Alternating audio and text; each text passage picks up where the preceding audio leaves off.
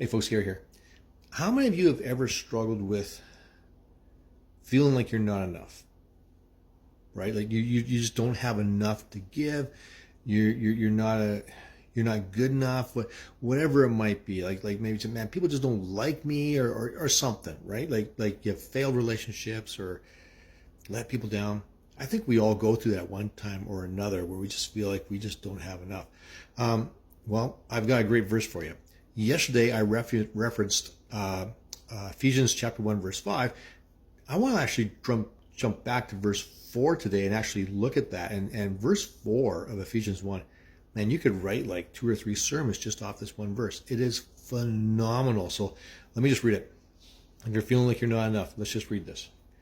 Even before he made the world, so before Jesus created everything, the universe, the world, everything, before anything was created, okay?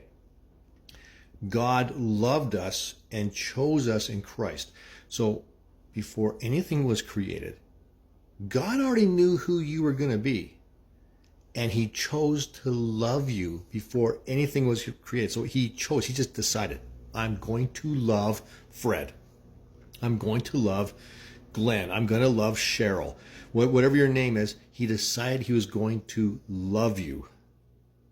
So that's cool right there. And he chose us in Christ to be holy and without fault in his eyes. So not only did he choose to love you, he decided that you were going to be holy and without fault. Now here's the thing.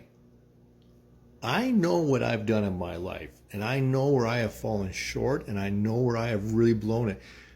How could God do this? Like either God was just unaware or it didn't go according to plan or something like that.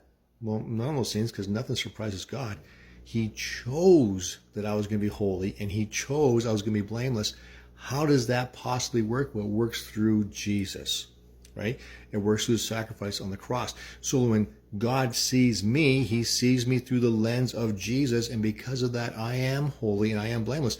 So it doesn't matter what anybody brings to God. If God says, hey, Charles over there, man, God says, I don't care. That's not who I see.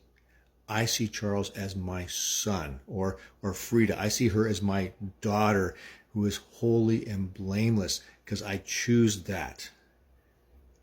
And that is awesome. He chose to do that before he created everything. He chose you as an individual to love you and care for you and make you holy and blameless before anything was created.